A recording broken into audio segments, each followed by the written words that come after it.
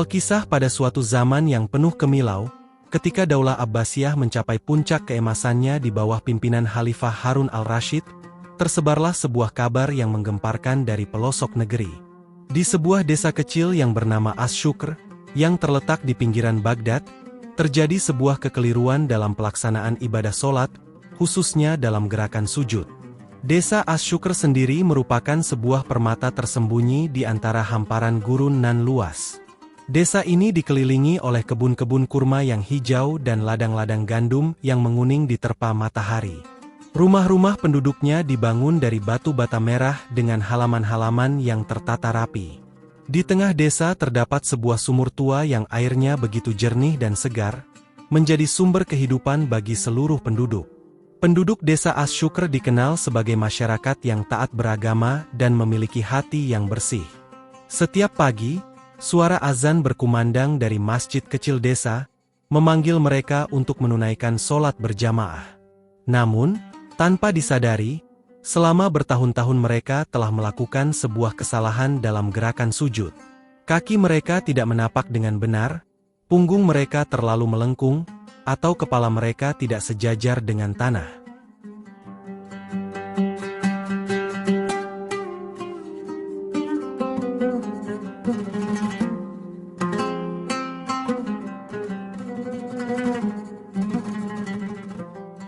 Kabar ini sampai ke telinga Khalifah Harun al-Rasyid melalui seorang musafir alim yang kebetulan singgah di desa tersebut.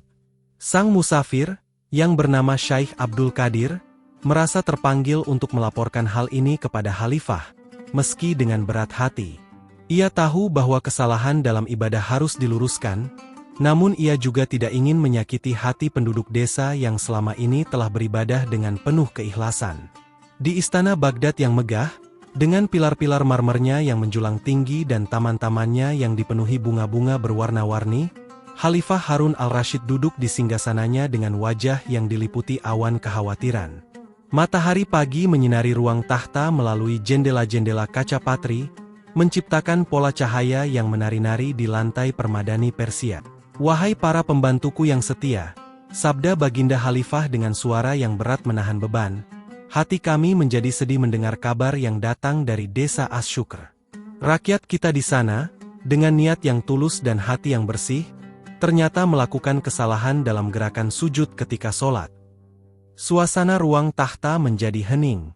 Burung-burung merpati yang terbang di luar jendela seakan-akan ikut membisu mendengar keluhan sang pemimpin kaum muslimin.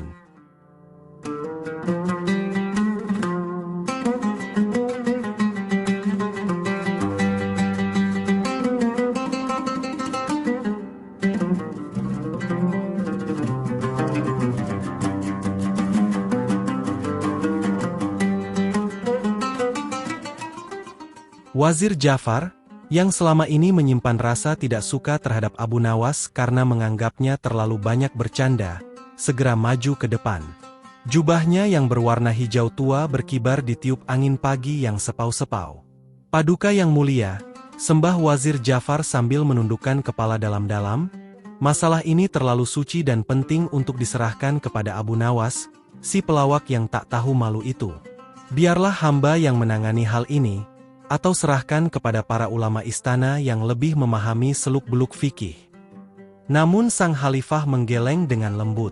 "Tidak, wahai Ja'far. Justru karena masalah ini sangat penting, kami ingin Abu Nawas yang menanganinya.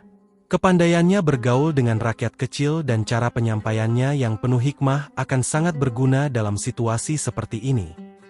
Keputusan khalifah ini bukan tanpa alasan. Beliau masih ingat betapa cerdiknya Abu Nawas menyelesaikan masalah-masalah sebelumnya. Ada suatu kali ketika Abu Nawas berhasil mendamaikan dua suku yang bertikai dengan lelucon-lelucon yang penuh kebijaksanaan. Ada pula ketika ia menyadarkan seorang pedagang kaya yang pelit tanpa membuatnya merasa dipermalukan. Kebetulan pada saat itu, Abu Nawas sedang melintas di pelataran istana. Ia baru saja kembali dari pasar, di mana ia menghabiskan pagi dengan bersenda gurau dengan para pedagang dan mendengarkan keluh kesah rakyat kecil. Pakaiannya sederhana, hanya berupa jubah putih yang sudah agak kusam dan sorban yang dililitkan dengan gaya yang sedikit acak-acakan. Di tangannya terdapat sekeranjang buah ara yang baru saja dibelinya dari seorang nenek tua.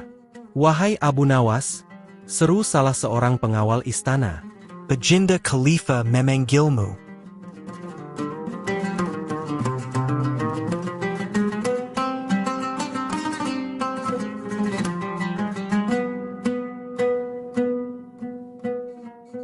Dengan langkah yang tetap santai namun penuh wibawa, Abu Nawas menghampiri ruang tahta. Matanya yang berbinar-binar menatap sekeliling ruangan, seakan-akan mencoba membaca situasi yang sedang terjadi. "Wahai Abu Nawas," sambut Khalifah ketika melihat penyair kesayangannya itu mendekat. "Kami mempunyai tugas penting untukmu." Dengan sikap yang tiba-tiba menjadi sangat sopan, Abu Nawas meletakkan keranjang buah aranya dan membungkuk menghormat. "Ampun tuanku. Hamba hanyalah seorang fakir yang tak punya apa-apa, hanya kecerdikan sedikit yang kupunya. Tentu hamba bersedia melaksanakan perintah paduka, selama hamba mampu. Pergilah kau ke desa As-Syukr," perintah Khalifah dengan suara yang berwibawa namun penuh kasih sayang. "Dan ajarlah penduduk di sana cara sujud yang benar dalam solat. Kabarnya, mereka melakukan kesalahan dalam gerakan itu." Wajah Wazir Jafar berkerut menahan kesal. Bibirnya bergetar ingin membantah, namun ia tahu tidak pantas untuk menentang perintah Khalifah secara terang-terangan. Dalam hatinya, ia berharap Abu Nawas akan gagal dalam tugas ini, sehingga Khalifah akan melihat bahwa masalah serius harus ditangani oleh orang serius, bukan oleh pelawak. Dengan hati yang gembira, berangkatlah Abu Nawas ke desa As-Syukr. Ia tidak membawa pengawal ataupun kemewahan sebagaimana lazimnya utusan Khalifah. Hanya seekor keledai tua yang setia menjadi tunggangannya, dan bekal secukupnya yang disimpan dalam kantong kain sederhana. Di pinggangnya terselip sebuah botol air yang diisinya dari sumur istana. Perjalanan menuju desa As-Syukr memakan waktu 3 hari. Di sepanjang jalan, Abu Nawas menikmati keindahan alam yang terbentang. Padang pasir yang luas dengan bukit-bukit pasirnya yang bergelombang, oasis-oasis kecil dengan pohon-pohon palemnya yang meneduhkan, dan langit biru yang tak berawan menjadi teman seperjalanannya.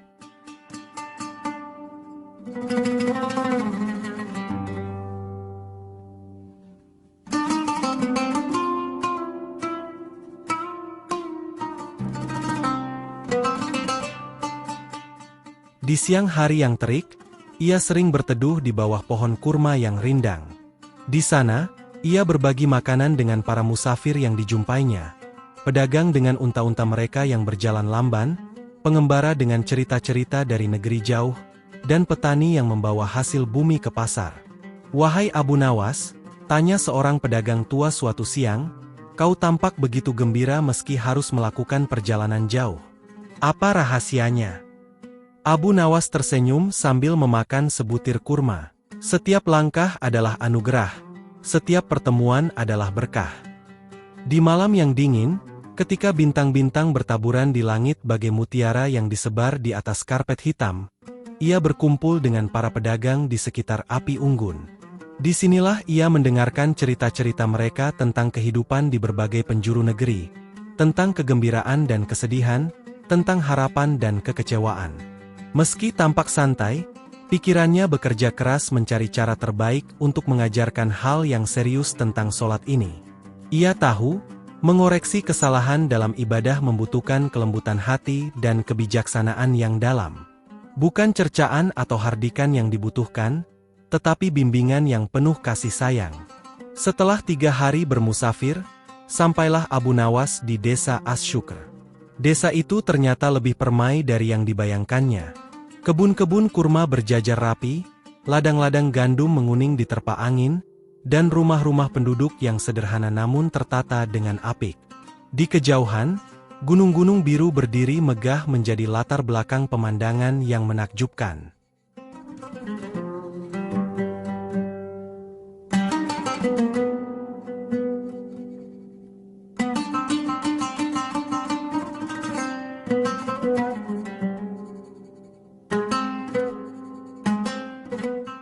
Kedatangan Abu Nawas disambut dengan rasa ingin tahu oleh penduduk desa. Anak-anak berlarian mendekat, mengamati keledai tua yang ditungganginya dengan mata berbinar-binar.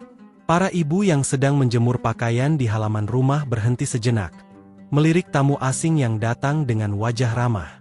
"Assalamualaikum, wahai saudara-saudaraku," sapa Abu Nawas dengan suara lembut kepada sekelompok lelaki yang sedang duduk-duduk di bawah pohon besar di tengah desa. "Waalaikumsalam, wahai tamu yang mulia," sahut seorang tetua among mereka. Orang itu bernama Pak Harun, seorang petani yang dihormati karena kebijaksanaannya. "Dari manakah gerangan datangnya dan apa yang dapat kami bantu?" "Aku datang dari Baghdad," jawab Abu Nawas sambil turun dari keledainya dengan lentur. "Namaku Abu Nawas, dan aku ingin tinggal beberapa hari di desa kalian yang permai ini." Mendengar nama Abu Nawas, wajah mereka berbinar-binar. Siapa yang tidak kenal dengan penyair jenaka yang namanya terkenal seantero Baghdad? Kabar tentang kecerdikan dan kelucuannya telah sampai bahkan ke desa terpencil seperti Asyukr. Abu Nawas? Yang terkenal dengan syair-syairnya yang indah dan kelakarannya yang cerdas, tanya seorang pemuda bernama Ali dengan mata berbinar. "Ya, itulah aku," jawab Abu Nawas sambil tersenyum. "Tapi hari ini, aku datang bukan sebagai penyair atau pelawak, melainkan sebagai saudara yang ingin belajar kehidupan dari kalian." Berbeda dengan dugaan banyak orang, Abu Nawas tidak langsung mengumumkan maksud kedatangannya. Malah, ia menghabiskan waktu 3 hari pertama dengan bergaul akrab dengan penduduk desa, menjadi bagian dari kehidupan sehari-hari mereka.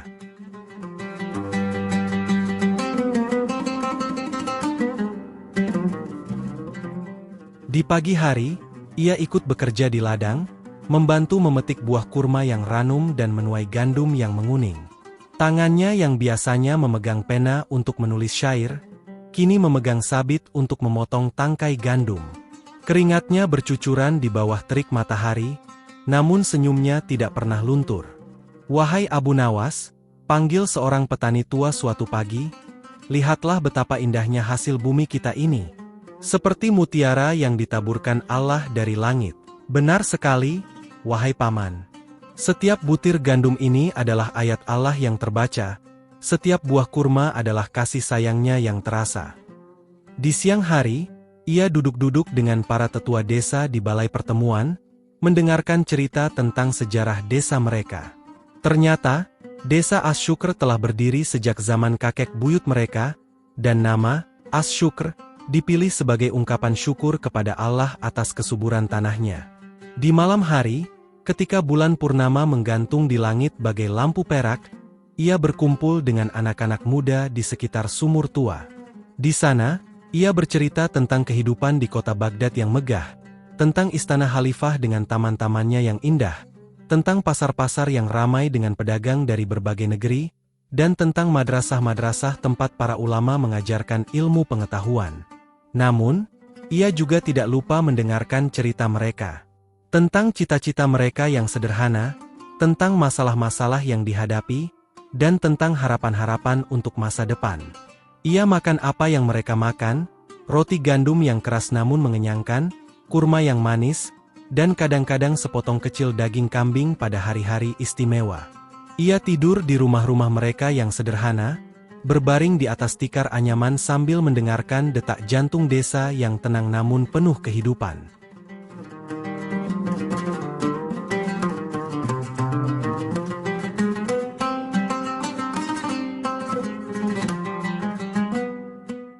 Matahari pagi yang hangat menyinari wajah-wajah mereka yang tampak khawatir dan penuh pertanyaan. Ada yang duduk di atas tikar, ada yang berdiri memenuhi pinggir lapangan, sementara anak-anak kecil berlarian di antara mereka. Abu Nawas berdiri di depan mereka dengan senyum yang menenangkan.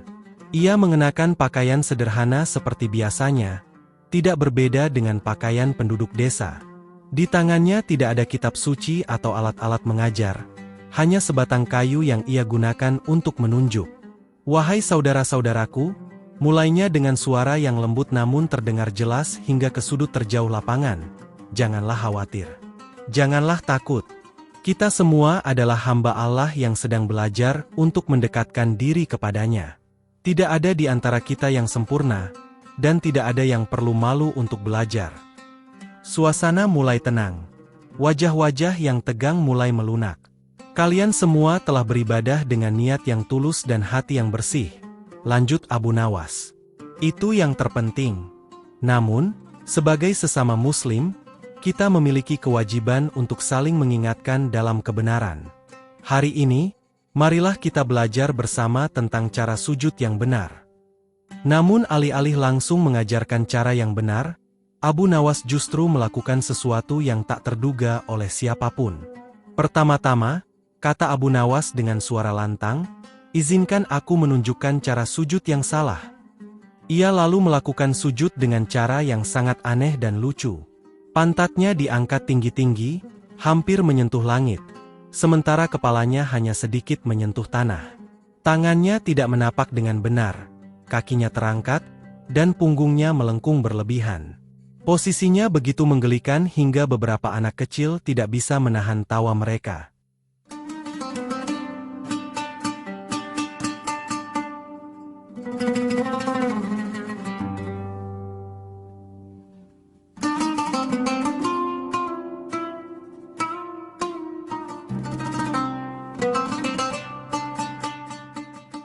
Inilah contoh sujud yang salah, teriak Abu Nawas masih dalam posisi yang aneh itu. Suaranya terdengar sedikit teredam karena wajahnya menempel ke tanah. Lihatlah betapa tidak eloknya. Bagaimana mungkin kita menghadap Allah dengan cara seperti ini? Bagaimana mungkin kita menunjukkan pengabdian kita dengan sikap yang tidak sempurna? Beberapa penduduk desa tertawa terbahak-bahak. Yang lain saling pandang dengan mata berbinar-binar, seakan-akan baru menyadari sesuatu. Kemudian Abu Nawas bangkit.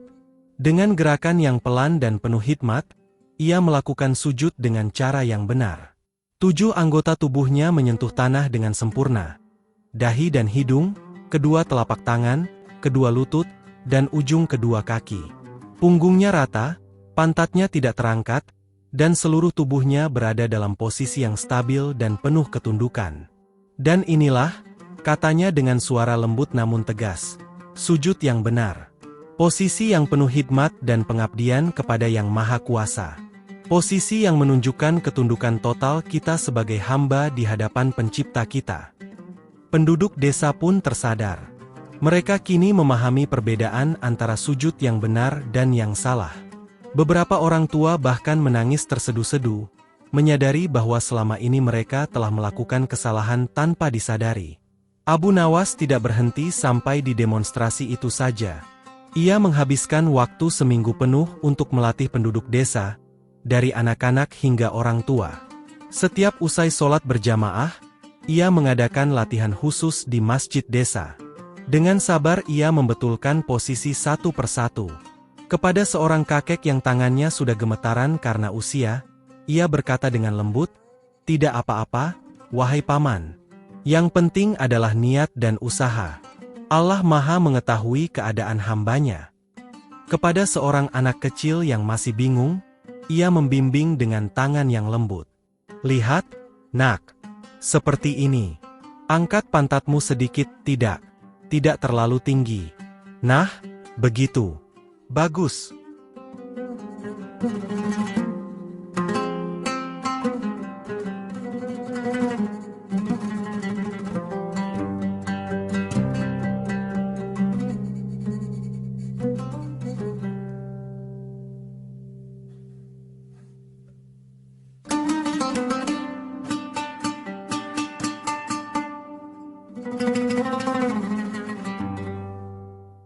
Kepada para pemuda yang bersemangat namun kadang terburu-buru, ia mengingatkan, "Santai saja, wahai saudaraku. Ibadah itu butuh ketenangan. Nikmati setiap gerakan, rasakan maknanya dalam hati." Di sela-sela latihan, ia juga tidak lupa menyelipkan wejangan-wejangan bijak. "Sujud bukan sekadar menempelkan dahi ke tanah," katanya suatu sore. "Sujud adalah pengakuan bahwa kita kecil di hadapan Allah. Sujud adalah pernyataan bahwa hanya Dia yang layak disembah." Penduduk desa tidak hanya belajar tentang gerakan sholat yang benar, tetapi juga tentang makna di balik setiap gerakan.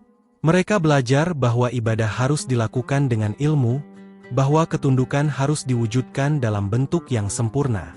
Setelah seminggu berlalu, perubahan besar terjadi di desa Asy-Syukr. Sholat berjamaah di masjid desa menjadi lebih hikmat. Gerakan-gerakan mereka menjadi seragam dan tepat. Wajah-wajah mereka tampak lebih cerah, seakan-akan beban telah terlepas dari pundak mereka. Namun yang lebih penting, semangat belajar mereka justru semakin berkobar. Mereka tidak hanya memperbaiki sujud, tetapi juga mulai mempelajari aspek-aspek lain dari Islam. Beberapa pemuda bahkan meminta diajari membaca Al-Quran dengan benar. "Wahai Abu Nawas," kata Pak Harun pada suatu malam ketika mereka duduk-duduk di beranda rumah, "kami tidak tahu bagaimana cara berterima kasih. Engkau tidak hanya mengajarkan cara sujud yang benar, tetapi juga membuka mata kami tentang pentingnya menuntut ilmu."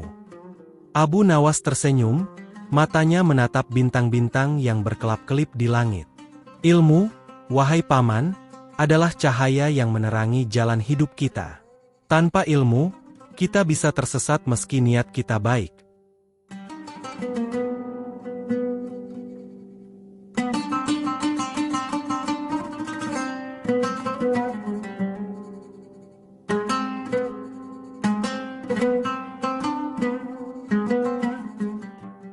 Setelah yakin bahwa seluruh penduduk desa telah memahami dan mampu melaksanakan sujud dengan benar, Abu Nawas pun berpamitan untuk kembali ke Baghdad.